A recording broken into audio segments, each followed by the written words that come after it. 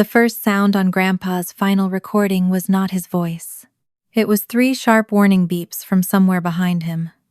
Beep, beep, beep. Under the polished walnut conference table, Hazel's fingers closed around mine so tightly that her nails pressed crescents into my skin. At the front of the room, my mother stood beside the speaker with one hand resting on my father's shoulder. They had dressed in black, but neither of them looked like they were grieving. They looked prepared. Grandpa's voice filled the boardroom. If I am unable to continue, Beverly and Dennis will assume authority over the company. They understand what must be done. My father lowered his eyes with practiced humility. My mother looked toward the board as if the words had already crowned them. This was recorded shortly before Arthur passed, she said. It was his final instruction. 6 months earlier, those same 2 people had told me my autistic daughter did not belong in their family. They had given me a choice between their house and Hazel. I had chosen my daughter. Now, they wanted everyone in that room to believe Grandpa had chosen them. Hazel rocked once in her chair, then again. Her breathing changed. I reached for the headphones in her bag, but she shook her head. The recording continued, and Grandpa paused in the middle of a sentence, exactly 3 seconds, then said, "No sale should be delayed by sentiment." Hazel turned toward me. Her face had gone completely still. "Mom," she whispered. Every person at the table kept listening to the dead man's voice. Hazel leaned closer until her lips almost touched my sleeve. I've heard those words before. Across the room, my mother's smile disappeared. My father did not look at Hazel. He looked at the speaker. For the first time since the recording began, both of them turned pale. Before I tell you how my daughter recognized the lie everyone else believed, I hope you're doing well. Stay with me to hear what happened next, and please subscribe to the channel so you don't miss the rest of our story. 3 weeks before Mark left us, I began keeping lists. I wrote down the nights he came home late, conferences without hotel confirmations, and calls he took in the garage with the door almost closed. I told myself the lists were practical. Hazel did better when our days were predictable, and lately Mark had turned every routine into a question mark. The truth was that I already knew something was wrong. I just wanted enough facts to make the truth hurt less. The message appeared on our family laptop while I was checking Hazel's school portal. A notification slid across the corner of the screen before I could look away. I wish you were still here. Last night wasn't enough. The sender was Lindsay Carter, one of Mark's regional sales coordinators. Mark had told me he was spending 2 nights in Columbus for a management conference. Another message appeared beneath it. Next time, don't book under your real name. I stared at the screen until the words blurred. Hazel was at the kitchen table lining up apple slices by size. The refrigerator hummed. The furnace clicked on. Every ordinary sound continued as if my marriage had not just split open 3 feet away from my daughter. I took a photograph of the messages, closed the laptop, and finished packing Hazel's lunch for the next day. That was the part I hated remembering most. I did not scream or throw anything. I cut the crust from her sandwich because that was what still needed doing. Mark came home shortly after 8. He loosened his tie as he entered, glanced toward Hazel, and asked why she was still awake. I told Hazel she could take her tablet upstairs for 20 minutes. She looked from my face to his, sensing the change before either of us said a word. When her bedroom door closed, I placed my phone on the counter with the photographs open. "How long?" I asked. Mark did not pretend confusion. He sat down, pressed both hands against his face, and said Lindsay's name, as though admitting it quietly made the betrayal smaller. "Since September," he said. 4 months. 4 months of school meetings, grocery lists, therapy appointments, and dinners reheated after he claimed a client had kept him late. "Were you ever going to tell me?" I didn't know how. "That usually means no." He looked toward the stairs. "Monica, we haven't been okay for a long time." I expected him to blame work or say we had grown apart. Instead, he began listing all the things our family could not do easily. Restaurants with loud music, flights without preparation, vacations that required sudden changes, dinners where Hazel sometimes needed to leave the table. He never called our daughter broken. What he said was colder, because he made it sound reasonable. Everything revolves around keeping her regulated, he said. Every plan depends on whether she can handle it. I don't know where I fit anymore. You fit where her father is supposed to fit. That isn't fair. No, Mark. Sleeping with someone else and blaming the accommodations your child needs is not fair. He flinched, but he did not take it back. By midnight, a suitcase lay open on our bed. He packed shirts with the careful efficiency of a man preparing for another business trip. Hazel appeared in the doorway, holding the corner of her blue blanket. She looked at the suitcase, then at Mark. "Are you leaving because of the lake?" she asked. The previous summer, a crowded boat dock and an unexpected fireworks display had sent her into a panic. Mark had spent the drive home in silence. I knelt in front of her. "Your dad is leaving because of choices he made. Not because of the lake, and not because of you. But he said plans are hard with me." My chest tightened. I explained again, using more words than she needed, because I was trying to convince both of us. Adults were responsible for honesty. Marriage problems belong to adults. A child needing quiet did not make an adult betray a family. Hazel listened, then asked, "Is he coming back tomorrow?" Mark closed the suitcase. "I don't know. He left before dawn." Within days, his salary began going into an account I could not access. He continued paying the minimum portion of the mortgage his lawyer advised, but groceries, utilities, legal fees, and nearly all of Hazel's daily expenses came from my paycheck and what remained in our joint savings. He had not stolen everything. He had simply stepped away from enough obligations to make the house impossible for me to keep. I spent 2 evenings at the dining table with a calculator and a yellow legal pad. Even after cutting every expense I could, I would fall behind within months. I needed a lawyer's retainer. Hazel needed consistency, insurance, and transportation to appointments. Pride was the only thing I could still afford, and pride would not keep the heat on. My mother answered on the second ring. "You and Hazel can stay in your old room until you get settled," Beverly said. Her voice softened in the way it always did when she believed she was being generous. "You shouldn't be alone right now." My father came onto the line and added, "We'll help, but this house has to stay orderly. Everyone needs to respect that." I heard the condition, but I treated it like a small one. They did not understand Hazel yet, I told myself. Once they saw how hard she tried, they would become more patient. 2 days later, I packed the things Hazel checked first. Her noise-canceling headphones, her weighted blanket, and the small wooden box containing picture cards Grandpa Arthur had made for her years ago. She left expensive toys untouched and counted the cards twice before placing the box in her backpack. At the front door, she looked back at the staircase and asked, "Are we coming home?" I could not promise what I did not know. "We're going somewhere safer while I figure that out." As I backed down the driveway, Mark stood behind the living room window. He watched our car leave, but never opened the door. An hour later, I carried Hazel's suitcase into the bedroom where I had slept as a teenager. The bed was neatly made. My old photographs were gone. Beside the closet sat a large plastic bin filled with Hazel's sensory lamp, fidget tools, visual schedule, and spare headphones. Across the lid, my mother had taped a white label in thick black letters. "Therapy items, basement only." My mother found me staring at the plastic bin, before I had decided whether to be angry or grateful.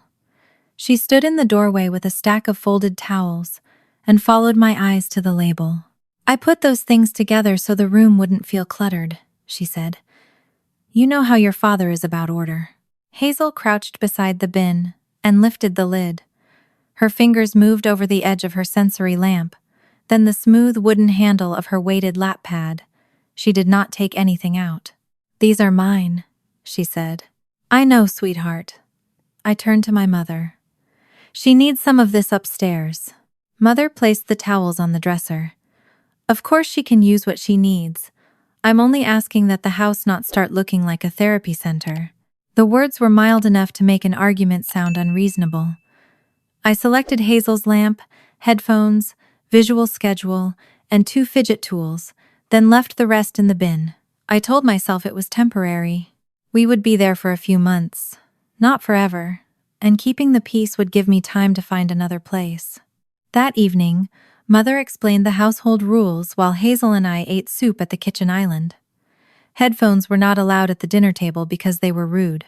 Meals were to be eaten together, not carried upstairs. The grandfather clock in the dining room stayed on because it had belonged to Arthur's father. Hazel's belongings could remain in our bedroom, but nothing that looked clinical was to be left in the common rooms. I negotiated for the lamp and a basket beside the couch. Mother allowed both as long as the basket had a lid. When I asked whether Hazel could wear one ear protector during meals, if the room became too loud, Mother shook her head. She has to learn that other people won't always reorganize their lives around her. Hazel looked down at her soup. I should have ended the conversation there, but fear had already started making bargains inside me. "We'll try dinner without them," I said. "Hazel, you can sit with us for the full meal, right? We need to show Grandma and Grandpa that we appreciate being here." Her spoon stopped halfway to her mouth. "How long is a full meal?" "Maybe 30 minutes. What if it hurts?" "We'll make a plan." She nodded because she trusted me, not because the answer made sense. Later, while we unpacked, Hazel placed her headphones on the nightstand and arranged the picture cards Grandpa Arthur had made in a straight line across the bed. One showed a table saw. Another showed a dust collector. The smallest card showed a yellow forklift with the number 14 written beneath it. She glanced toward the hallway, then lowered her voice. "Why did Grandma ask us to live here, if she doesn't want it to look like I live here?" I folded the same sweater twice before answering. "She likes things a certain way. That doesn't mean she doesn't want you here." Hazel studied my face long enough to make me wonder which of us I was trying to reassure. The grandfather clock became a problem the next morning. Its ticking carried through the dining room and into the hall, steady and loud in the quiet house. Hazel began matching it under her breath while she ate cereal. Tick, tick, tick. My father lowered his newspaper. "Please stop that." Hazel pressed her lips together. 5 seconds later, the clock ticked again, and she whispered the sound with it. Dad folded the paper. "That noise is making everyone tense." "She's trying to manage the clock," I said. "The clock has been here for 60 years. It isn't the one that needs managing." Hazel's shoulders rose toward her ears. I heard myself say, "I'm sorry, we'll work on it." She went still. Then she carried her bowl to the sink without finishing breakfast and walked upstairs. The apology had left my mouth from habit, but this time I heard what she had heard. I had not apologized for the loud clock or for Dad's impatience. I had apologized for her. I found her sitting on the bedroom floor, with the forklift card in her hand. I wanted to tell her I had not meant it that way, but explanations had begun to feel like another way of asking her to absorb what adults refused to change. "I'm sorry I said that," I told her. "You weren't doing anything wrong. The clock was still doing it after I stopped." "I know," I said, sitting beside her. "The clock was allowed to make noise. You were the one they asked to disappear."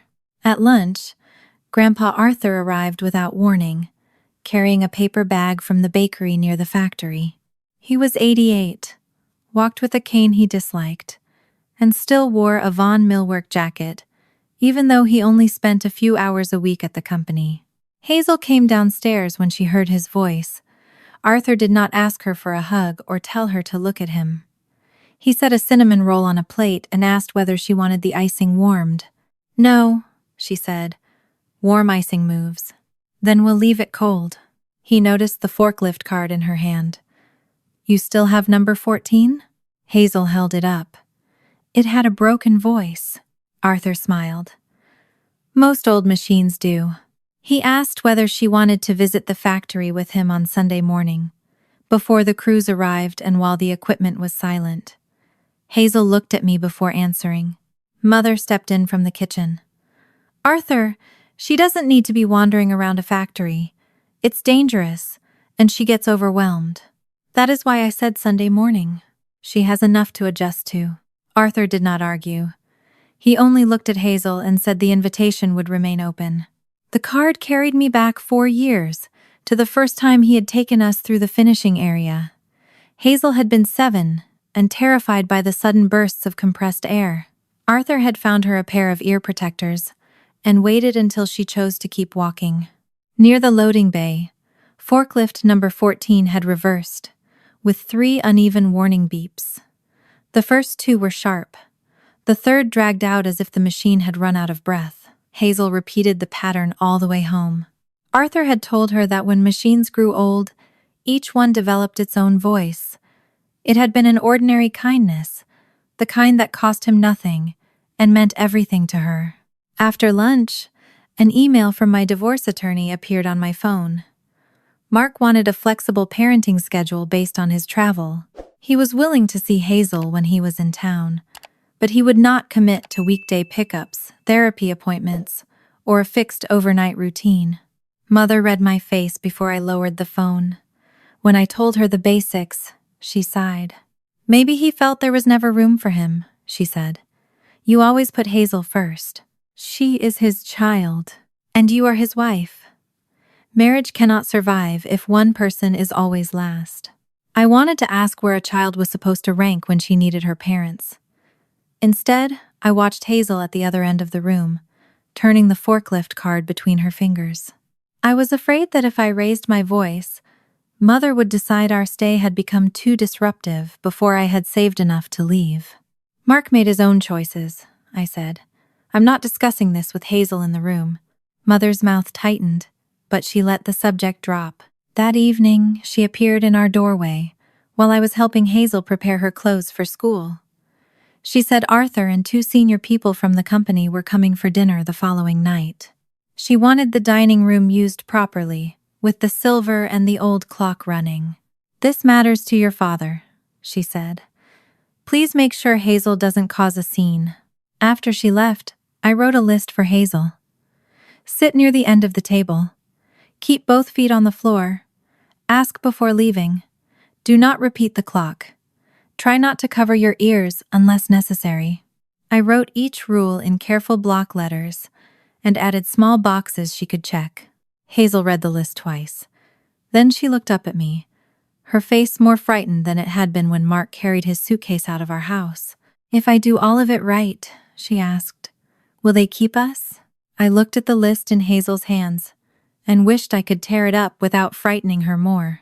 They are not deciding whether to keep us based on how well you eat dinner, I said. She traced the final checkbox with her thumb. Then why did you make rules? The honest answer was that I had started believing my mother's version of welcome. I had treated safety as something Hazel could earn by remaining quiet enough, still enough, grateful enough. Instead of admitting that, I told her the list was only meant to help her know what to expect. She folded it carefully and placed it beside her clothes. By late afternoon, freezing rain had begun tapping against the windows.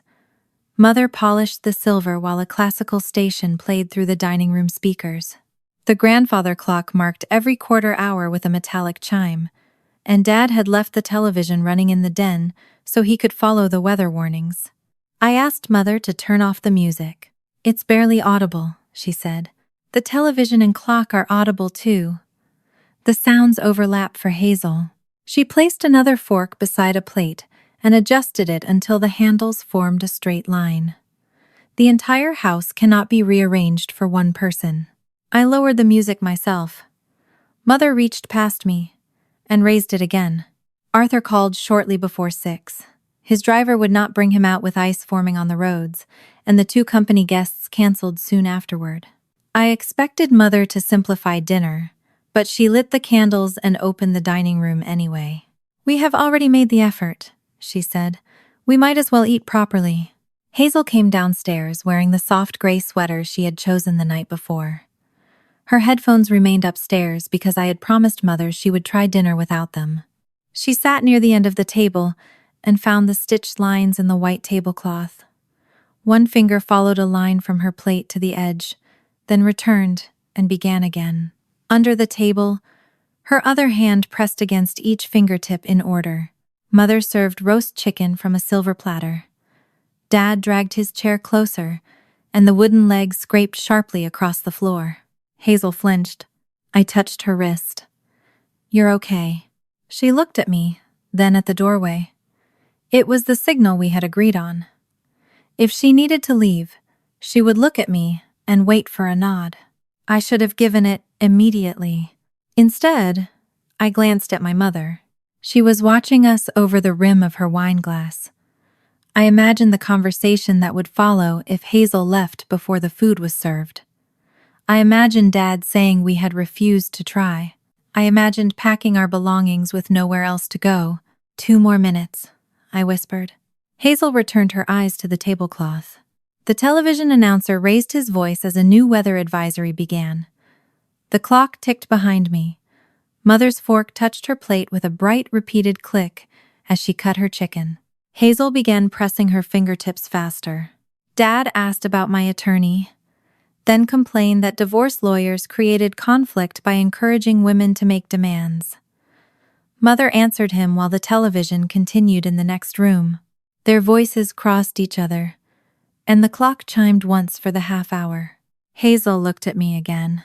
This time I nodded, but Dad shifted his chair before she could stand. The legs screeched across the hardwood. Mother turned too quickly and knocked a small bread plate from the table.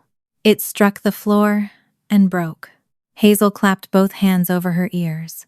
Her chair tipped backward as she pushed away from the table. "Too loud," she said. "Too loud. Too loud." She backed toward the wall, breathing in short, shallow pulls. I stood between her and the table. "Turn off the television," I said. Dad did not move. "Please turn it off and lower the music." Mother placed her napkin beside her plate. Normal children know how to behave at dinner. Hazel heard her. I felt it in the way my daughter's body folded inward, as though she could make herself smaller than the sentence. "Do not speak about her that way. She is 11 years old, Monica. Throwing herself away from the table because a plate broke is not acceptable. She isn't throwing anything. She is overwhelmed." I moved toward Hazel slowly, keeping my voice low. "We're leaving the room. You don't have to talk." Dad stood, blocking part of the doorway. "Every time she behaves like this, you reward her by letting her escape. I'm getting her somewhere quiet." "What she needs is structure from people who know what they're doing," he said. "A specialized residential program would teach her to function instead of teaching everyone else to surrender." Hazel's breathing broke into a small sound. I took her hand. Dad looked directly at me. "She belongs in a facility, not this family." For a moment, no one moved. The clock continued ticking, and the weather report continued describing ice on roads across the county. I led Hazel around him and into the hallway. Mother followed before we reached the stairs. "Your father is speaking badly because he is frustrated. Do not turn this into another crisis." "You both already did that." Hazel pulled toward the front door, but she had no coat or shoes. I guided her upstairs and told her to put on her boots while I opened the suitcase.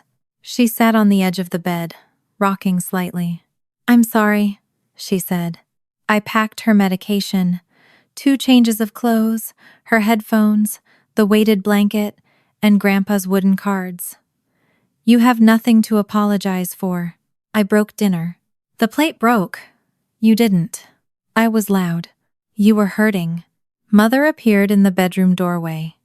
She had composed her face again, as if she had come to discuss a difficult but reasonable arrangement. "You don't need to leave," she said.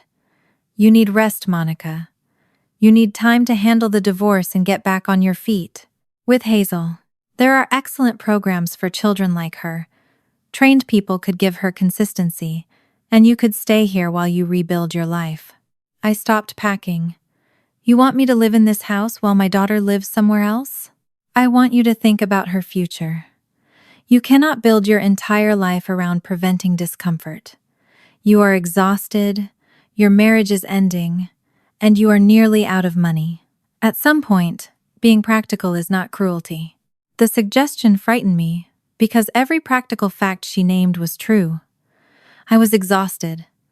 I had no lease, no savings large enough to protect us, and no temporary support order. Outside, ice was thickening on the porch rail. None of that made abandoning Hazel practical. It only made it expensive to refuse. I zipped the suitcase and lifted it from the bed. Dad waited at the bottom of the stairs. When he saw our coats, he shook his head. "You might afford a motel for a week," he said. "Then what? Mark's attorney will ask where his daughter is sleeping. Instability matters in custody cases." I tightened Hazel's scarf. "Threatening me with Mark will not make me leave her." Mother glanced through the window. "The roads are freezing. At least let Hazel remain here tonight while you calm down." The words settled between us. She was still offering me shelter, but only if I accepted that my daughter could be separated from me whenever her needs became inconvenient. I opened the door. Freezing rain struck my face and collected on the windshield while I loaded the suitcase. Hazel climbed into the passenger seat and held her headphones against her ears before I had even started the engine. I drove slowly. The tires slipped once at the end of the street, but I corrected without leaving the lane. I kept both hands on the wheel and told Hazel where we were going, even though I did not yet know. The first motel had no vacancies. Families stranded by the storm filled the lobby, and a handwritten sign on the desk said every room was taken. The second place had one room listed online, but it was gone by the time we arrived. Hazel began apologizing again as I returned to the car. "This is not your fault," I told her. "The weather is not your fault. The rooms being full are not your fault. What Grandma and Grandpa said is not your fault." The third motel stood beside the interstate, its yellow sign blurred by freezing rain. They had one room left. The price for 3 nights took nearly everything I had set aside for groceries and legal fees, but the clerk gave me a key. As I filled out the registration card, Hazel stood beside the suitcase with her blanket pressed to her chest. "Mom," she said, "did I make you lose our house?" I put down the pen and took both of her hands. "You didn't make me lose a home," I said. "They only showed me that place was never really our home." My phone vibrated against the counter. A message from Mother filled the screen. "When you are ready to be reasonable, come home alone." I deleted my mother's message without answering, but her last 2 words followed me into the motel room. "Come home alone." The freezing rain stopped before sunrise, leaving a clear shell over the parking lot. Water dripped from our coats onto the carpet, and the heater beneath the window roared every few minutes before shutting off with a metallic bang. Hazel slept in her clothes with her headphones on, and the weighted blanket pulled to her chin. I did not sleep. I kept thinking about my father's warning that Mark could use our instability against me. By 6, I had opened my work calendar, my bank account, and the list of rentals I had saved months earlier, but never believed I would need. The ice began melting after 2 days. Our clothes dried over the backs of chairs, but the motel never felt temporary to Hazel. Every time I moved the suitcase, she watched my hands. My supervisor allowed me to work from the room for 2 weeks, as long as I joined every meeting and kept up with purchase orders. I worked at the small table while Hazel attended school, then searched for apartments until the listings blurred together. A coworker named Paula sent me the address of a unit above a small appliance repair shop. She did not offer money or promise it would solve anything. She only wrote that the landlord was quiet, fair, and more interested in steady rent than a perfect credit score.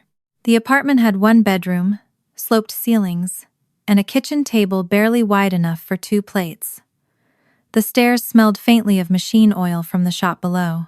The landlord warned me that the delivery door opened at 8 each morning, but evenings were quiet, and the bedroom faced an alley instead of the street. Hazel stood in the center of the empty room and listened. "No clock," she said. "No clock. Can Grandma come take me from here? No one can make you leave because you need quiet." She nodded, but she kept her suitcase zipped after we moved in. Her clothes stayed folded inside it for the first week, as if putting them in drawers might tempt the room to reject us. My divorce attorney filed for temporary child support, continued health insurance for Hazel, and shared payment of her uncovered therapy and medical costs. She also requested temporary spousal support, though she warned me not to build my budget around it. A few weeks later, the magistrate ordered Mark to pay guideline child support, keep Hazel on his insurance, and divide the uncovered expenses with me. The request for spousal support was left open until the court had a clearer picture of our income and the house. The order did not replace what Mark had stopped paying, and it did not return the money I had spent on the motel or the apartment deposit. It did mean I could buy groceries without calculating which therapy bill would have to wait. The first evening the payment appeared, I took Hazel to a small diner near our building. The hostess started leading us toward a table beside the kitchen, where dishes struck metal racks and servers called orders through the service window. "Could we sit somewhere quieter?" I asked. The question came out without an apology attached to it. The hostess pointed to a booth near the front window. "That one work?" Hazel looked at me, surprised, then slid into the booth. She kept her headphones beside her plate. Our new table at home was smaller than the one in my parents' dining room. One leg wobbled until I folded a piece of cardboard beneath it. Hazel helped me choose a lamp with a dimmer, and we kept the overhead light off during dinner. She still did not unpack. One night, I placed her empty dresser drawers on the floor so she could see them. "This apartment isn't a test," I said. "You don't have to behave a certain way to stay. What if the man downstairs says I'm too loud? Then we talk about the noise. We do not talk about getting rid of you." She carried 3 shirts from the suitcase to the drawer. It was not everything, but it was a beginning. Grandpa Arthur called the following Sunday. He did not begin by defending my mother or asking me to forgive anyone. He asked whether Hazel was safe. "Yes," I said. "We have an apartment." "And is she with you?" The question told me how Beverly had described the situation. "Of course she is." Arthur exhaled slowly. "Your mother said you left in the middle of an argument and refused help. She offered help if I sent Hazel away." He was quiet long enough that I checked the phone screen to make sure the call had not dropped. "I am sorry," he said.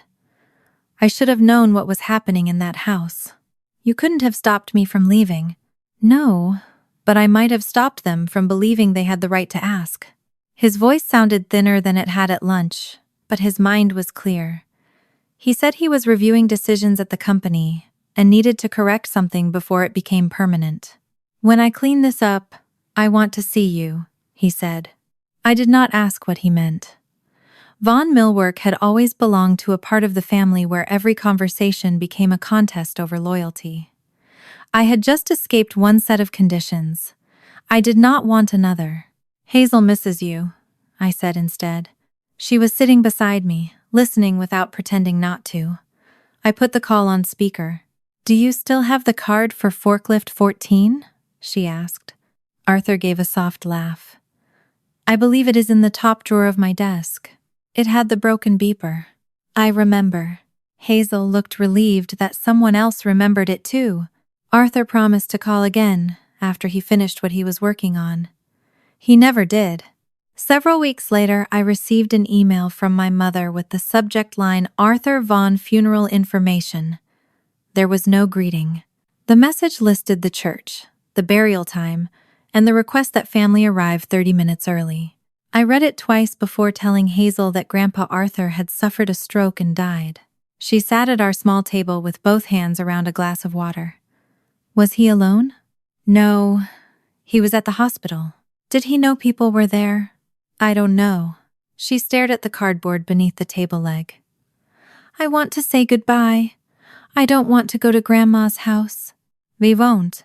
The funeral was held on a humid June morning.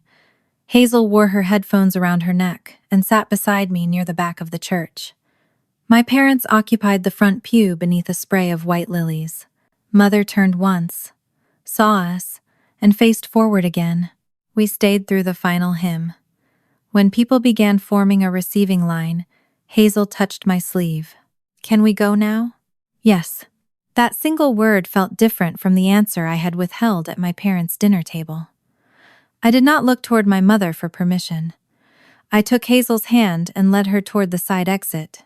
A woman in a navy suit caught up with us beneath the church awning. I recognized Nora Whitcomb from company Christmas dinners years earlier. She had been one of Arthur's corporate attorneys, though she introduced herself now as counsel advising the board's independent process. "I'm sorry to stop you here," she said, "but the directors are meeting about temporary management. Your parents say Arthur left a final recording. I have nothing to do with the company. Arthur's signed succession letter says you must receive notice of any leadership vote." Rainwater from the awning struck the pavement between us. Hazel moved closer to my side. I asked why a recording mattered if Arthur had already signed instructions. Nora glanced toward the church doors before answering. "The recording cannot appoint them, but if enough directors believe it was Arthur's final recommendation, the board can. His signed succession letter recommends someone else." I told Nora I had no intention of fighting for a company I had left years ago. She did not argue. She only explained that Grandpa's signed letter named an outside executive as his preferred temporary replacement and required me to receive notice before the board voted on leadership. My parents claimed he had changed his mind shortly before his death. According to them, the proof was in a recording no one outside their control had heard. "You are not being asked to run the company," Nora said. "You are being asked to witness what the board is being told." I agreed to attend because refusing would not make the conflict disappear. It would only leave my parents alone in the room to define Grandpa's wishes. The meeting was scheduled for the following Tuesday, at Von Millworks' administrative building. Hazel's usual sitter was away, and the only person available on short notice had never met her. When I suggested Hazel stay home with someone new, she shook her head. "I want to hear Grandpa." I explained that the meeting could be long and that people might argue. She said she could sit near the door and use her headphones if she needed them. For once, I did not make her request sound smaller, so other people would find it easier to accept. We arrived early. I chose 2 chairs near the exit and placed Hazel's headphones, water bottle, and folded visual schedule on the table. An older director glanced at the headphones, but I did not explain them. Hazel was there because Grandpa had included me in the succession process, and because she wanted to hear his voice. That was enough. The boardroom had changed little since I was a teenager. The walnut table still reflected the ceiling lights, and the framed photograph of Grandpa standing beside the first Vaughn delivery truck still hung near the windows. Beyond the glass walls, employees moved through the accounting department with their voices lowered. My parents entered together. Mother wore black and carried a leather folder against her chest. Dad walked beside her with one hand resting near her elbow, as if they had arrived to support each other through grief rather than request control of a company. Mother stopped when she saw Hazel. "I didn't realize this would include children," she said. Hazel wanted to hear Grandpa's message. "This is a corporate meeting." Nora looked up from her papers. "Miss Reed is entitled to attend, and her daughter may remain with her as long as the meeting can proceed." Mother gave Hazel a thin smile. "Of course." Dad did not greet either of us. When the directors had taken their seats, Nora began by explaining the limits of the meeting. Grandpa's death had left the office of president vacant. The board had the authority to appoint temporary officers and define their signing power. No recording could appoint anyone by itself. Dad leaned forward. "No one is claiming otherwise." Mother opened her folder. Arthur recorded his final recommendation after signing the earlier succession letter. He knew circumstances had changed. The proposal they circulated asked the board to appoint them acting co-presidents until a permanent succession plan could be approved. It included authority to manage payroll, vendor contracts, daily operations, and the pending sale of North Plant. One director frowned at the last item. "The succession letter recommends an independent interim chief operating officer." That was before Arthur understood how quickly the North Plant buyer might walk away, Dad said. "The company cannot function indefinitely without someone empowered to sign." Another director agreed that payroll and supplier obligations could not wait for a long search. A woman from the audit committee asked why an interim appointment needed authority to complete a major property sale. Mother rested both hands on the table. Because Arthur did not want sentiment to prevent necessary decisions. Nora looked toward the small speaker Mother had placed beside her folder. Before the board considers any resolution, she said, we will hear the recording exactly as it was provided. Mother pressed play. The first sound was not Grandpa's voice. 3 warning beeps came through the speaker from somewhere behind him. The first 2 were short. The third stretched longer before fading into the low rumble of machinery. Hazel's fingers closed around mine beneath the table. Then Grandpa spoke. If I am unable to continue, Beverly and Dennis will assume authority over the company. They understand what must be done. His voice sounded tired but recognizable. Mother looked around the table as though the question had already been settled. This was recorded shortly before Arthur passed, she said. It was his final instruction. Nora motioned for her to let the file continue. Grandpa's voice returned after a pause. The company cannot remain frozen, while others debate what I have already decided. There was a faint click, then another stretch of background noise. No sale should be delayed by sentiment. Dad lowered his eyes, before looking toward the directors.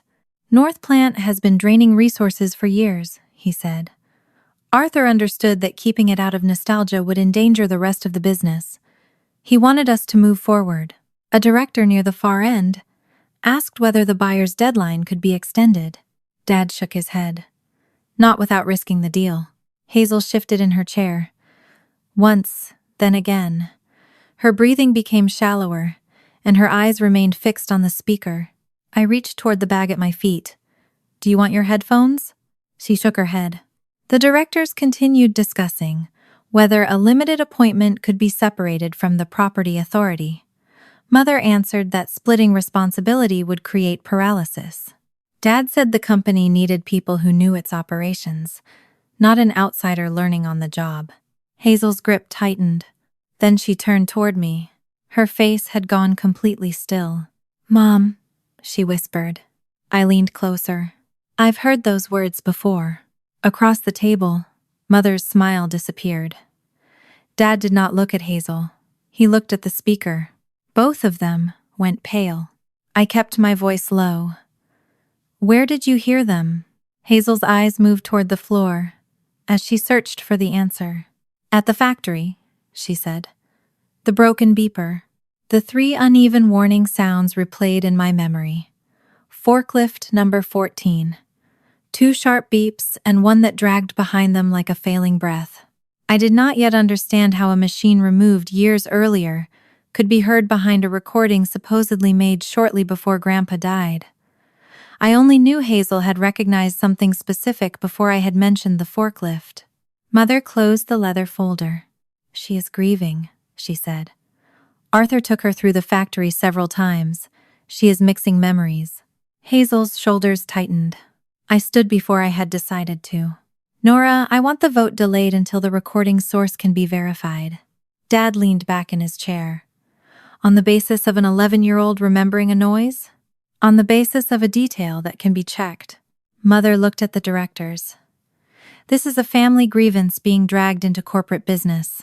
Dad's expression hardened. Monica has been angry with us since she left our home. Now she is using her daughter's condition to disrupt a legitimate transition. A month earlier, I would have begun explaining sensory memory, pattern recognition, and why Hazel's statement deserved to be taken seriously. I would have tried to make every person in the room comfortable enough to believe her. I did not explain any of it. My daughter identified a particular machine sound, I said. Either that sound could have been present when this was recorded, or it could not. You do not need to understand Hazel to verify a maintenance record.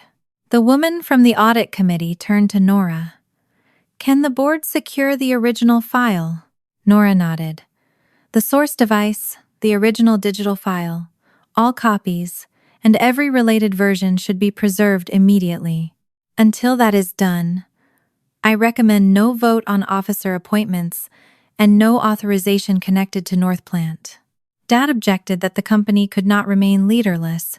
Nora proposed a narrow emergency resolution, allowing the controller and operations managers to handle payroll and ordinary vendor payments without granting either of my parents authority over the property transaction. The directors approved that limited measure. The larger vote was postponed. No one had proved Hazel right. No one had proved my parents wrong. The company remained in the hands of its existing managers, while Nora arranged for the recording to be examined. When the meeting ended, Hazel put on her headphones and waited beside the door while I gathered our things. Mother approached me after the last director stepped into the hallway. She leaned close enough that only I could hear her. "You have no idea what you just put at risk." I met her eyes. "Then you should be able to prove when that recording was made." Nora called the next morning while I was driving Hazel to school. She had copied the recording, sealed the original device in the company safe, and sent a forensic copy to an audio specialist named Daniel Ortiz. She said the board's limited operating resolution would remain in place until he issued an initial opinion. "How long?" I asked. "A few days, perhaps longer, if he needs the original source material." Hazel watched me from the passenger seat. She could not hear Nora's words, but she recognized the answer in my face. When I ended the call, she asked, "Are they checking the broken beeper?" "They're checking the whole recording." "What if they don't hear it?" "Then we tell them exactly what you heard." The waiting gave my parents room to shape the story. By that afternoon, my aunt had sent a message asking why I was using Arthur's death to punish my mother. A cousin I had not spoken to in 2 years wrote that autistic children often combined memories when they were upset. Mother had apparently told everyone that Hazel had visited the factory many times and could have confused one machine with another. She left out the part where she and Dad had turned pale before Hazel explained what she recognized. At the company, Dad pressed the directors to resume the vote. The North Plant buyer had imposed a deadline, and he argued that every day of delay placed the deal in danger. Nora forwarded me his formal request because Grandpa's succession letter required that I receive notice. I read the email twice, then closed it. The language was calm, professional, and urgent. Nothing in it sounded like the man who had told me my daughter belonged in a facility. That was how Dad preferred to cause harm. He removed the cruelty from the page and called what remained good judgment. 3 days later, Nora asked me to join a video call with Daniel Ortiz. He had a quiet voice and did not explain the software he had used. He simply told us what he could support. "The speaker is Arthur Vaughn," he said. "I found no indication of synthetic speech, impersonation, or a voice generated by artificial intelligence." My stomach tightened. Daniel continued before I could respond. "That does not confirm when the recording was made, and it does not confirm that the file represents the full conversation. I can see signs that it may have been exported from another source, but without a longer version or the original recording history, I cannot say what was removed or whether any edit was improper." The voice was real. For several seconds, that single fact seemed to swallow every other qualification. Grandpa had said the words. My parents had not hired someone to imitate him. They had not manufactured his voice on a computer. Nora reminded me that authenticity of voice did not establish date, purpose, or legal authority. I understood her, but I also understood how my parents would use the result. Mother called less than an hour later. "The expert confirmed what we told everyone," she said. "He confirmed Grandpa's voice." "What else is there to confirm? When he said it, why he said it, whether you played the full recording." Her silence was brief. "Do you hear yourself? Your grandfather is dead, and you are accusing his daughter of manipulating his last words because Hazel remembered a noise." I asked for verification. "That is not the same as making an accusation. You embarrassed us in front of the board. You damaged the family's reputation at the worst possible time." I looked across our apartment. Hazel had come home from school and was placing groceries in the cabinet by category. I had not realized my phone volume was high enough for her to hear Mother's voice. She set down a can of soup. "Was I wrong?" she asked after I ended the call. I sat beside her at the small table. You said you recognized in sound. That is true whether the recording proves anything else or not. But the voice was Grandpa. Yes. So I was wrong. Recognizing something is not the same as proving what happened. You noticed a detail. The adults checking the recording have to do the rest. She pressed her palms against the edge of the table. Maybe I heard a different machine. Maybe. That is why we check things, instead of pretending we already know. Her shoulders lowered slightly, but she did not look convinced. The next day, Mother asked me to meet her and Dad without Hazel. She chose a private room at a cafe near the company offices. When I arrived, 2 cups of coffee were waiting, along with a folder placed precisely in front of the empty chair. Dad slid it toward me. Inside was a proposed agreement. My parents would pay 1 year of rent on our apartment, contribute toward my divorce attorney, establish an education fund for Hazel, and offer me an administrative position at Von Millwork with benefits. For a few seconds, I could not stop calculating what it would mean. 12 months without wondering whether the rent would clear. A lawyer I could afford to call without watching the clock. A fund that might help Hazel long after I was gone. Mother watched me reading. "This is not a bribe," she said. "It is a way to repair what happened." The final page required me to state that Hazel had confused the factory sound with an unrelated memory. I would also acknowledge that I had no objection to my parents serving as temporary co-presidents while the board finalized a permanent succession plan. "You want me to withdraw the question before anyone answers it?" Dad folded his hands. The expert already answered it. "No." He said the voice was real. "And the rest is speculation." I looked again at the promise of rent, legal fees, school money, and a job. The offer was built from every fear they knew I carried. Dad leaned closer. "A custody judge will look at stability. Mark has a house, a salary, and family resources. You have a small apartment over a repair shop, and a budget that depends on a temporary order." The threat was polished, but it was still a threat. Mother reached across the table, as if she intended to take my hand. I moved mine before she could touch it. "This is a chance to come home," she said. "Not necessarily to our house, to the family. We can stop hurting each other." The choice was different only in appearance. At their dining table, they had offered me shelter if I left Hazel behind. Now they were offering money if I abandoned what Hazel had heard. I closed the folder. "You do not get to buy back the words you threw at her." Mother's face tightened. Dad pushed his chair away from the table. "You are choosing conflict," he said. "No. I am choosing not to teach my daughter that her voice disappears whenever someone offers enough money." I left the folder between them. That evening, I sat with Hazel on the bedroom floor and placed Grandpa's wooden picture cards between us. I asked her to describe the sound again, without trying to explain what it meant. She tapped the floor twice, quickly, then held the third tap longer. "Beep, beep, beep," she said. "The last one was sick." "Did you hear it more than once?" "At the factory with Grandpa. It did it every time it moved backward." We searched through the cards. The yellow forklift was there, but the drawing showed only its side. Hazel opened the wooden box and lifted the thin paper lining at the bottom. A photograph had been tucked beneath it. Grandpa stood inside the loading bay, with one hand resting on Hazel's shoulder. She wore oversized ear protectors and held the forklift cart against her coat. Behind them sat the yellow machine, with the number 14 painted near the wheel. In the lower corner, a date had been printed in faded orange numbers. October 2022. The forklift in Grandpa's supposed final recording had been there 4 years earlier, not during the last weeks of his life. I sent Nor the photograph before I could talk myself out of it. I included the printed date, the number painted on the forklift, and Hazel's description of the warning sound.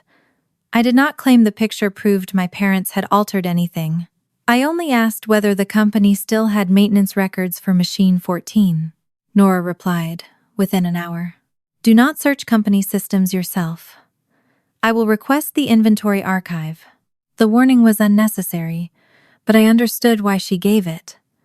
My parents were already telling people I had turned grief into a campaign against them. If I accessed a file I was not entitled to see, they would make my conduct the story instead of the recording. 2 days later, Nora called while I was folding laundry at our kitchen table. The forklift was removed from service in April 2023, she said. I looked toward Hazel's bedroom. Her door was open, and I could hear her sorting pencils into a wooden box. Why? The reverse warning system kept failing. I'm sending the repair log to Daniel. The log contained only a few lines that mattered. Forklift 14 produced 2 normal warning tones followed by a prolonged third tone. Technicians had repaired it twice before the company decided replacement was safer than another temporary fix. Beep, beep, beep. Hazel had repeated the pattern exactly. The record did not prove that my parents had cut Grandpa's words. It did prove the sound could not have been recorded in the last weeks of his life. The machine had not existed at Von Millwork for more than 3 years. Daniel examined the background again with the maintenance description in front of him. He told Nora and me that the warning tones sounded like part of the same environment as Grandpa's voice. The echo, machinery hum, and distance remained consistent. In ordinary language, I said, someone probably didn't add the beeps later. That would be my current opinion, he said. The recording appears to have been made while that forklift was operating nearby. The question had changed. We no longer needed to ask whether the voice belonged to Grandpa. We needed to ask why my parents had called an old recording his final instruction. Nora sent me a transcript of the file they had provided. I read it that evening while Hazel completed a worksheet beside me. Most of the words matched what we had heard in the boardroom, but one line caught my attention. Grandpa referred to a section of the factory as the finishing annex. I had not worked at Von Millwork in years, but I remembered the name because Grandpa had used it throughout my childhood.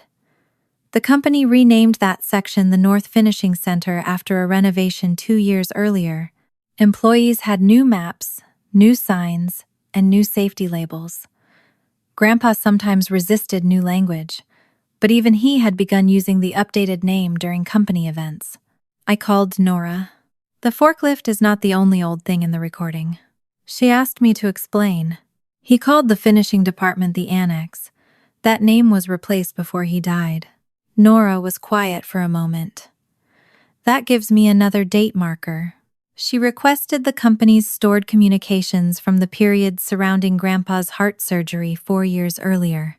The request covered emergency plans, leadership documents, insurance materials, and any recordings made in case he could not return to work. My father responded before the archive search was complete. He sent the board a written explanation, saying Grandpa could have reused an older background clip while recording a new message. He also suggested that Grandpa might have played part of an earlier recording before stating his final wishes. The explanation created possibilities without proving any of them. It was enough to prevent the directors from dismissing my parents' request completely. The board kept the broader appointment suspended, but it did not withdraw the proposal. My parents still had a path to temporary control. If they could persuade enough directors that the age of the background sound did not change Grandpa's final intention. Dad called me that night. "You have proven there was an old machine in the audio," he said. "You have not proven Arthur did not repeat the same decision later. Then provide the complete original file." We provided what he left for the board. "That wasn't my question." His voice hardened. "This company employs hundreds of people. You are treating a continuity problem like a family puzzle. You are the one asking for authority based on that recording." He ended the call without answering. The following morning, a short article appeared on the website of a local business paper. Someone had told the reporter that the company's leadership vote had been delayed after an autistic child recognized a discontinued factory alarm in Arthur Vaughn's final recording. The headline called Hazel's hearing extraordinary. By lunchtime, 2 relatives had shared the article. My aunt wrote that Hazel had always possessed a rare family gift. A cousin who had recently questioned her memory now described her as brilliant. Mother called before I finished reading the comments. "This attention could be handled positively," she said. "The company should acknowledge Hazel before someone else controls the story." There should not be a story about her. She helped identify an important detail. We should be proud. I heard the word we and felt something inside me turn cold. A month earlier, my mother had wanted every visible sign of Hazel confined to a basement. Now she wanted the family name wrapped around the same trait she had treated as a problem. That afternoon, Mother sent me a photograph. It showed Grandpa beside Hazel during the old factory visit. Hazel wore ear protection and held the forklift card close to her chest. The image was warmer than the one I had found because Grandpa was leaning toward her, listening while she pointed at something outside the frame. Mother's message appeared beneath it. We could use this in a company statement. It would show Arthur always encouraged her special abilities. People should know our family supported her. I replied that neither Hazel's name nor image could be used in any announcement. Mother called immediately. You cannot erase her from something she helped uncover. I am protecting her from people who want to turn her into an advertisement. No one is exploiting her. We are giving her credit. You told me she did not belong in your family. That was said during an impossible evening. You suggested I place her in a facility. And now you are refusing to let anyone recognize how remarkable she is. The contradiction did not trouble her. In Mother's mind, rejecting Hazel when she was inconvenient and praising her when she became useful were not opposites. Both placed Mother in charge of deciding what Hazel was worth. I ended the call. Hazel had been standing in the hallway. She did not ask whether Mother had called. She had heard enough to know. Grandma wants my picture? She asked. Yes. But she wanted me to go away. I placed my phone face down on the table. She wants people to know you heard something important. Why now? I could have said Mother had changed. I could have said families became confused when they were afraid. Those were comforting answers, but they were not honest. I'm still trying to understand that, I said. Hazel sat across from me and touched the cardboard beneath the uneven table leg with the toe of her shoe. I only heard the beeper. I know. I didn't make Grandpa say anything. I know that too. That night, Nora's team searched the archived files from the year of Grandpa's surgery. Most had been moved from the main company server into long-term storage after the old system was replaced. Near 11, my phone rang. Nora did not begin with a greeting. We found a continuity folder, she said. It was moved to cold storage with the insurance records. I sat upright in bed. Was the recording there? Not the full file. One numbered item is missing. The familiar disappointment settled over me, but Nora continued. The transcript index is intact. It shows that a longer recording existed. I looked toward Hazel, asleep beneath her weighted blanket. Nora lowered her voice. We found the index. Your grandfather did record a continuity message 4 years ago. She paused before adding the part that changed the shape of everything we knew. Your parents were in the room. The continuity folder did not contain one clean recording. It held an index, several damaged audio fragments, and a list of files that had once been stored together before the company changed servers. Nora asked me to come to her office the next morning.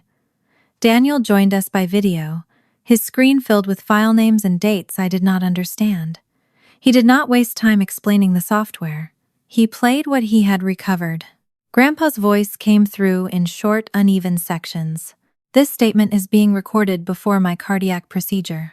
A burst of static swallowed the next few words. Then Grandpa spoke again. If I am unable to resume my duties, Beverly and Dennis may maintain daily operations for no more than 90 days. The audio cut off. I leaned toward the speaker. Play that again. Daniel replayed it.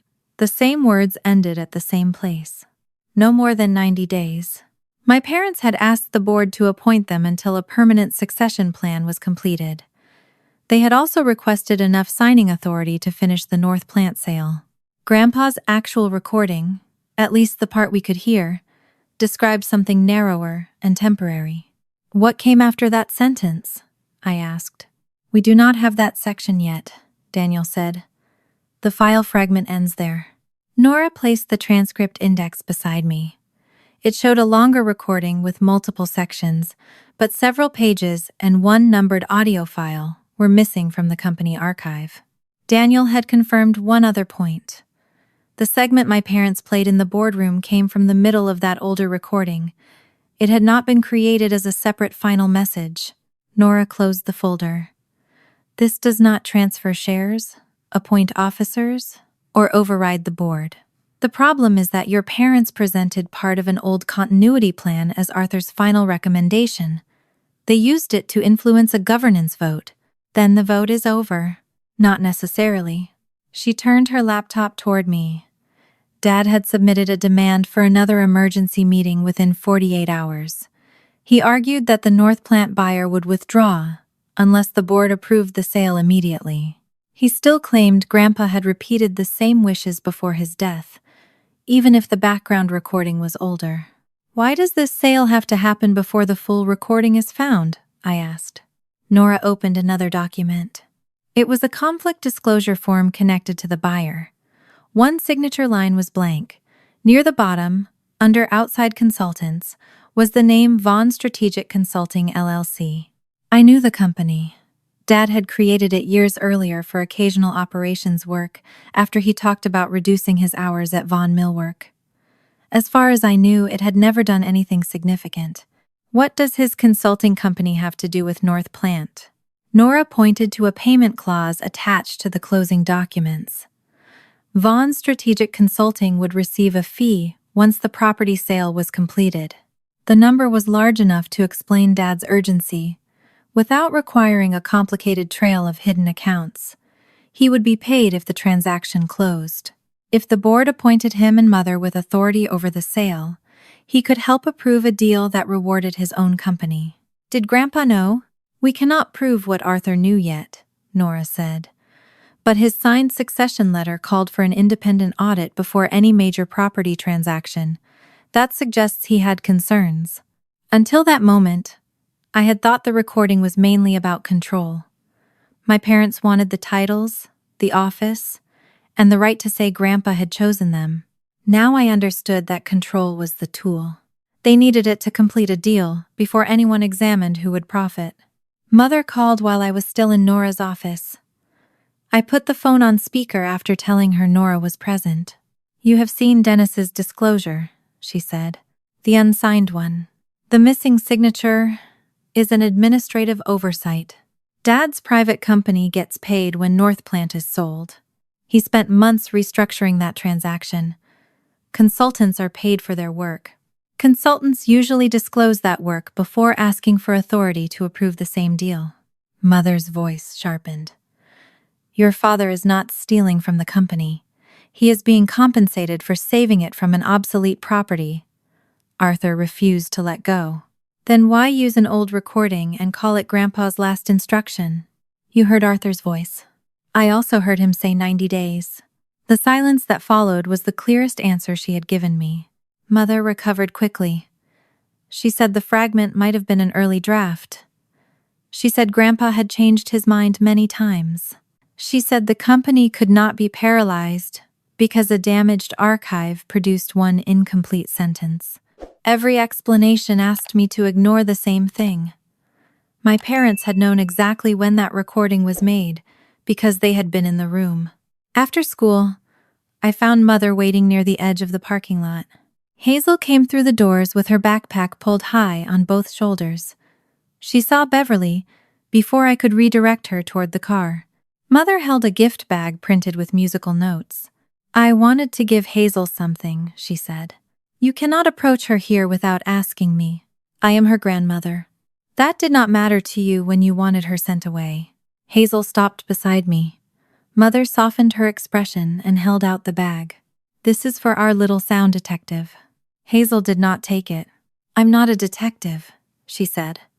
I remembered a broken machine. Mother smiled, as if Hazel had said something charming. That memory may have saved the whole company. Hazel moved closer to my arm. I stepped between them. Do not turn her into a mascot for Vaughn Millwork. I am trying to celebrate her. You are trying to attach yourself to what she noticed. Mother lowered the bag. You are taking away her chance to know that her family is proud of her. Hazel did not need to expose a lie before she deserved your pride. A few parents passed behind us, guiding children toward waiting cars. Mother glanced at them before lowering her voice. You are teaching her to reject everyone who makes a mistake. No, I am teaching her that love does not appear only when she becomes useful. Hazel tugged gently at my sleeve. She wanted to leave. I opened the passenger door and let her climb inside. Mother remained beside the car, with the gift bag hanging from one hand. As I walked around to the driver's side, she said, "If you stop this sale, hundreds of people could blame you." I turned back. If the sale is honest, the full truth will not stop it. At home, Hazel placed her headphones on the table and asked whether Grandma had bought the gift because of the beeper. Yes. Would she have bought it before? I did not answer for Mother. I told Hazel the only thing I could prove. You never needed that gift to matter. My phone rang before dinner. Daniel's name appeared on the screen. He sounded different from the careful man who had refused to say more than the evidence allowed. The insurance carrier required Arthur's continuity documentation before approving coverage around his surgery, he said. Their archive kept an external copy. I gripped the edge of the table. Is it another fragment? No. Hazel watched my face from across the room. Daniel continued. The copy is complete, and the sentence after the one your parents played changes everything. The emergency meeting took place in the same boardroom where Hazel had first recognized the broken warning beeper, but nothing in the room felt the same. My parents still sat at the front beside the speaker. They still had folders arranged in front of them and a proposed North Plant sale waiting for approval. This time, however, the directors were not looking at them as Arthur's grieving daughter and trusted operations chief. They were looking at two people who had presented an old recording as something new. Hazel chose to sit in the small adjoining conference room with the connecting door open. She could see me from her chair, and I could see her headphones resting over her ears. Nora had made it clear that Hazel would not be questioned, asked to perform, or required to explain what she remembered. Daniel Ortiz joined us by video. On the table in front of Nora sat the insurance company's archived copy of Grandpa's recording, along with a written confirmation of when it had been received. Before anyone pressed play, Nora addressed the board. The recording has never had the authority to appoint officers, transfer ownership, or override the company's regulations, she said. The issue before this board is whether Beverly and Dennis Vaughn misrepresented its date and context in an effort to obtain an interim resolution granting them control. Dad shifted in his chair. No resolution was passed. That is correct, Nora said. The vote was suspended before authority changed hands. That does not eliminate the board's responsibility to examine the information used to request that authority. Mother glanced toward Hazel's room, then back at the directors. Arthur made several recordings over the years. One older draft does not prove he changed his final wishes. Daniel appeared on the screen behind Nora. The complete file came from an independent insurance archive, he said. It was submitted in October 2022 as part of continuity documentation before Arthur Vaughn's cardiac procedure. The file provided to this board was created from sections of that longer recording. Mother's hands tightened around her pen. Nora pressed play. The 3 warning beeps sounded first. Hazel looked toward me from the adjoining room, but did not remove her headphones. Grandpa's voice followed. This statement is being recorded before my cardiac procedure. If I am unable to resume my duties, Beverly and Dennis may maintain daily operations for no more than 90 days. The recording continued beyond the point where the recovered fragment had ended. They may authorize payroll, routine vendor payments, and necessary production expenses. They are not authorized to sell real property, close a plant, or enter any transaction that creates a personal benefit without review by the board and outside counsel. No one interrupted.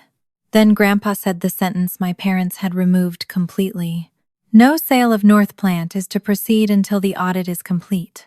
The woman from the audit committee lowered her eyes to the papers in front of her.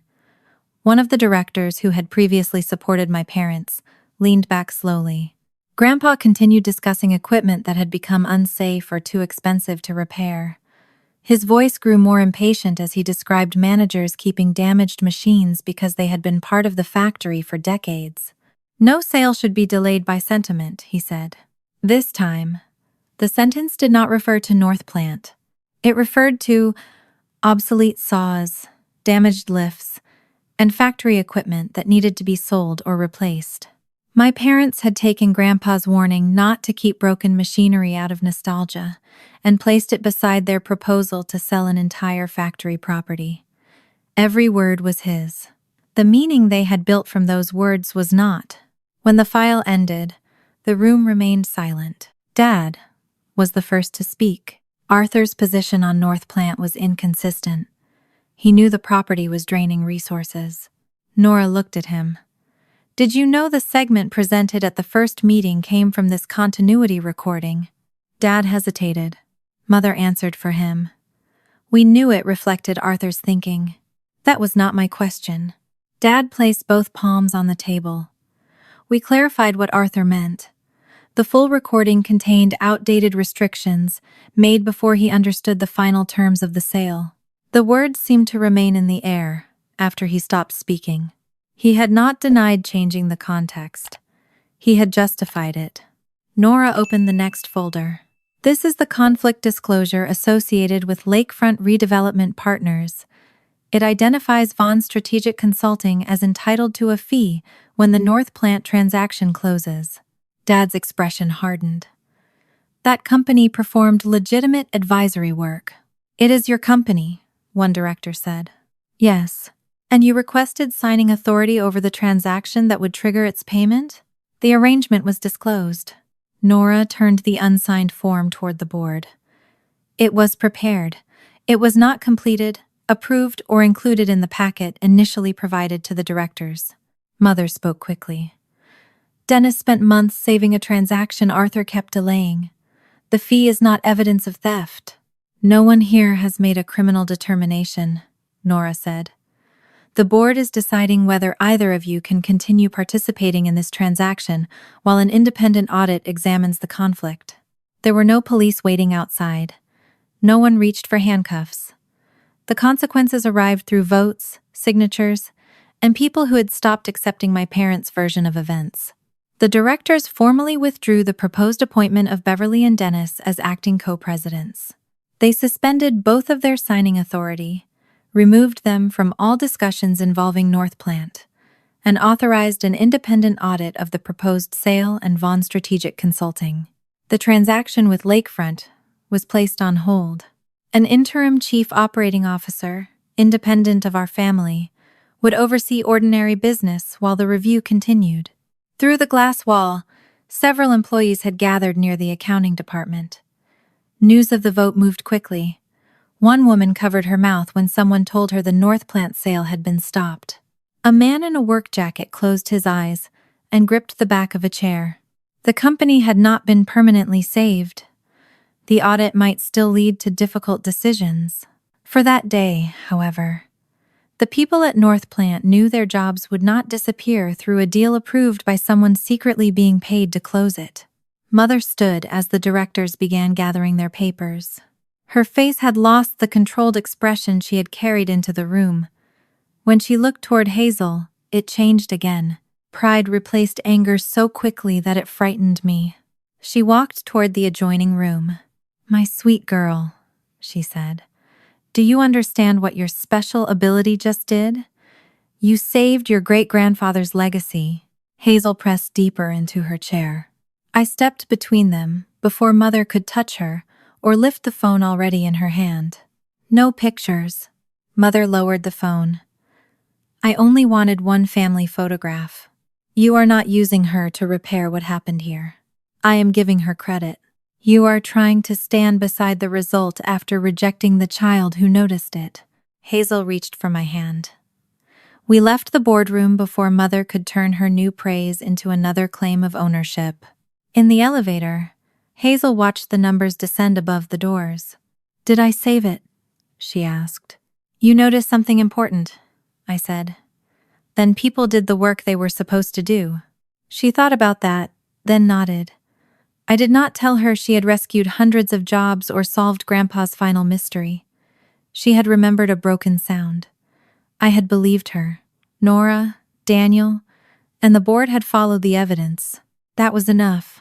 The company still had an audit ahead of it.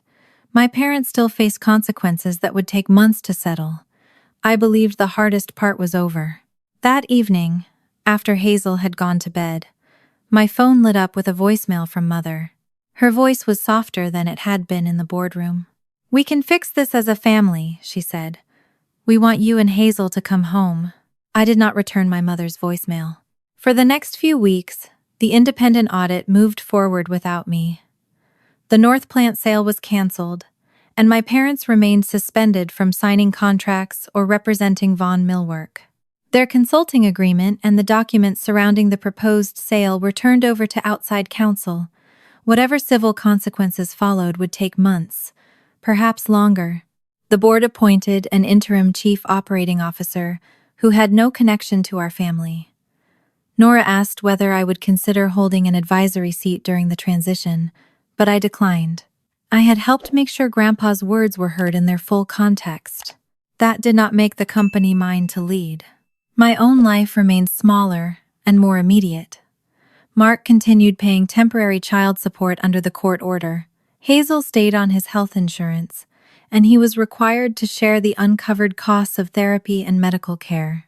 The court had not yet ruled on temporary spousal support, and our divorce was still moving slowly through property disclosures and negotiations. I was not suddenly secure or wealthy. I still checked my account before buying groceries, and I still postponed replacing the failing brakes on my car until the following paycheck. The difference was that one unexpected therapy bill no longer threatened our rent. A week after the board meeting, the interim manager asked whether the company could thank Hazel during an employee gathering. He promised there would be no media, and said many North Plant workers wanted her to know what her observation had meant to them. I told him I would ask her. Hazel listened while I explained, then shook her head. "Will they all look at me?" "Yes."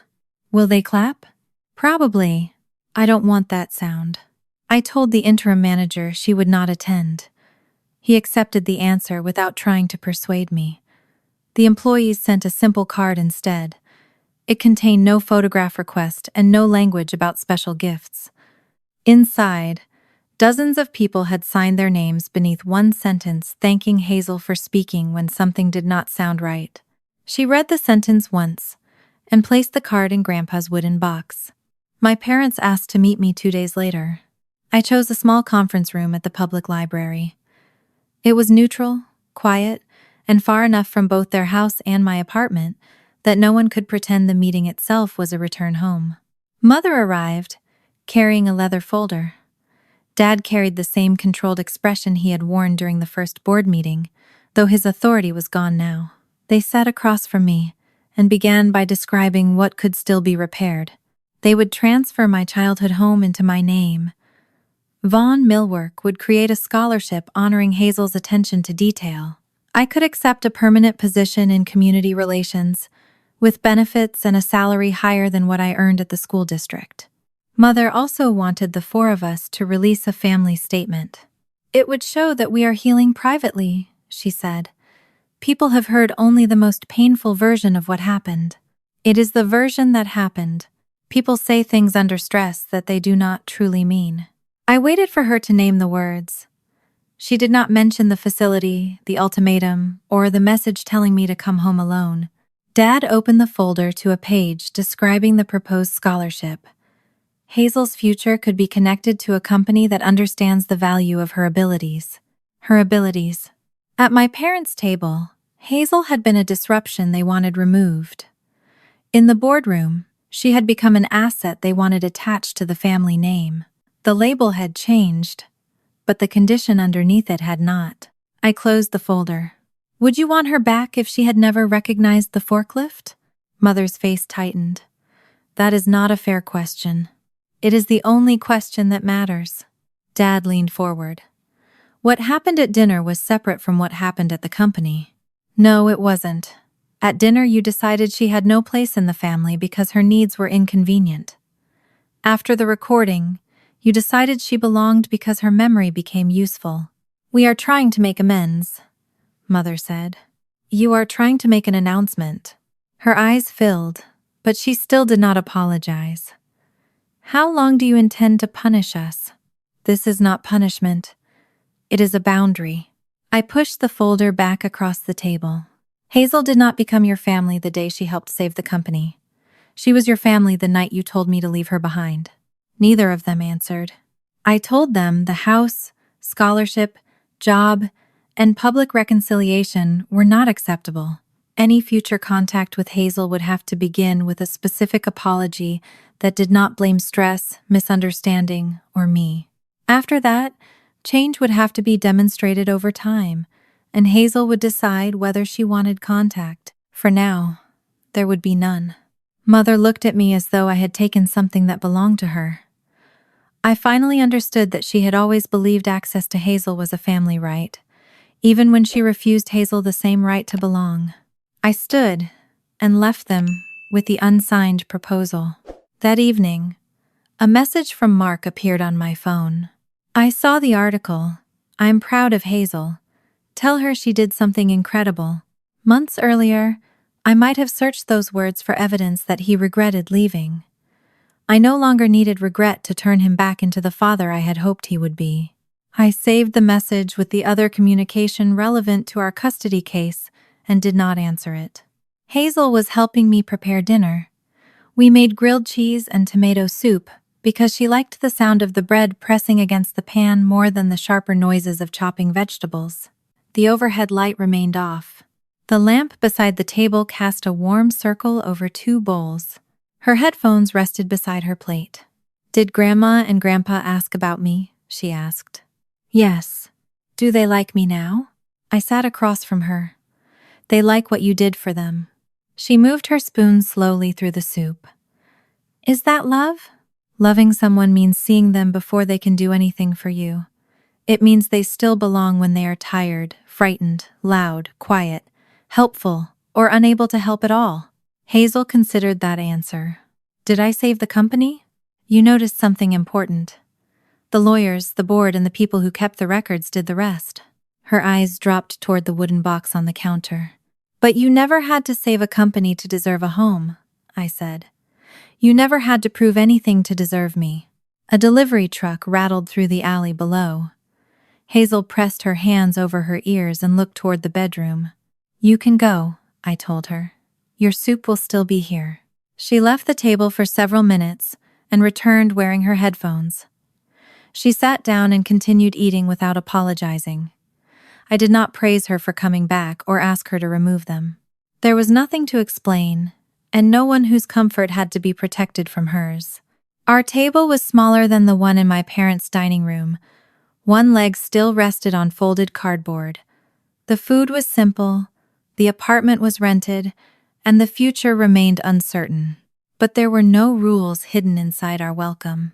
At our table, no chair had to be earned.